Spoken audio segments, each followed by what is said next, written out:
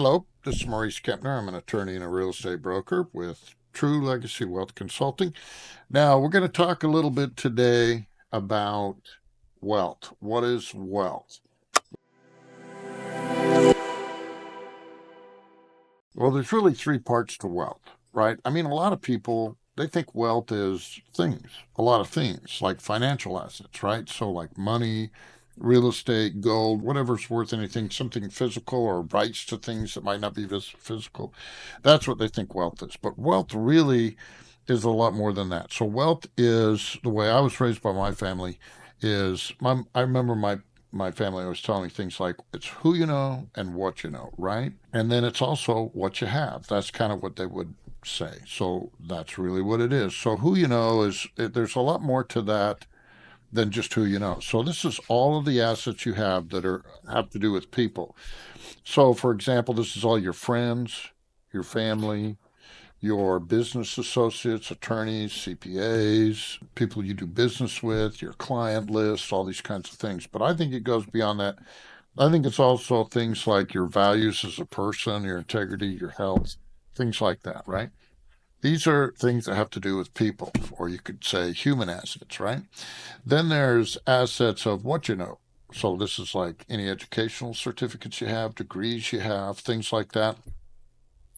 It's also just skills you've learned, or maybe little personality traits you've developed over the years about how you're able to do things, how well you can deal with people, things like that, right?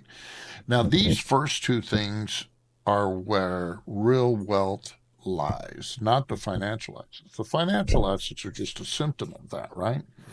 So, the key to wealth, if you want to be wealthy, what I was always taught by my family, of the wealthy people in my family, is have these human and intellectual assets that are worth a lot to other people. And so, what you want to do if you want to be wealthy is you want to develop your value to other people, right?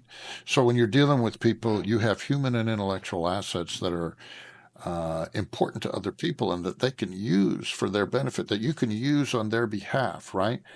So, if when people associate with you, they're better off, that's going to make you wealthy, right?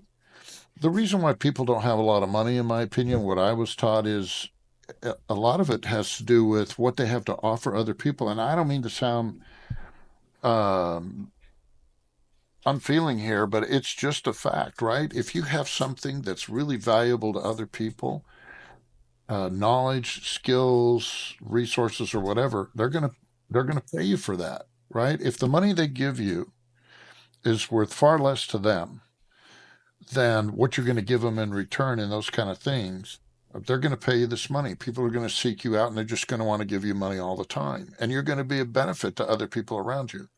But that's unfortunately really not human nature. That's why you end up with things like on the airlines, they want to charge you a fee for everything, right? A fee for luggage, or you go to a hotel. Now there's a resort fee, right? They're just thinking of all the different ways they can get money from people. And unfortunately, that's what most people think about is how they're going to charge another little fee, get a little more money from people, things like that. Concentrate on all the things you can do for people. Concentrate on how you can make yourself more valuable to other people, how you're going to make them wealthy, how you're going to make them feel better, how you're going to make them enjoy their life better.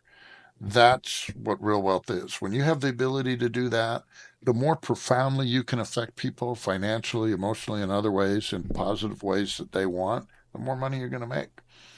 Now, there's ways you can leverage that, right? Like if you make a product at a factory, like Tesla makes Model Ys, right? I have one. People love those, right? You can affect a lot of people that way. That's leverage. So there's lots of different ways you can get your value out there, but you have to develop this value. That's what you want to think about. Don't think about I can come up with this idea where I can charge people all this money. Don't think that way. Think about what you're going to be able to do for people. Okay. I can't emphasize this enough.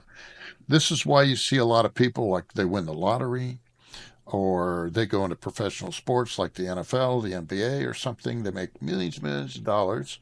And th- those sports, those shows, it's worth a lot to people. They love the entertainment and everything. But when you can't do that anymore, what do you have, right? What do you have to give people that's worth a lot of money? Some people invest correctly. And the money they invest, or I wouldn't say correctly, they invest it in a way that it helps other people. And so they constantly have money for the rest of their life. Others don't. They spend all the money. And then the thing that they had that brought so much joy and happiness to people, it's gone. Or maybe they get lucky and they win the lottery. Well, how long does that last? Most of the people win the lottery. Most of these guys that make millions of dollars in professional sports, they all end up broke in a few years because they're not wealthy. They have financial assets, which is one of the three prongs of wealth, but they're not wealthy because they don't have the first two. The assets that have to do with people and the assets that have to do with skills, knowledge. So it's not so much what you have, okay? It's what you can do and who you are. Those are the things that matter so much more than acquiring a bunch of stuff.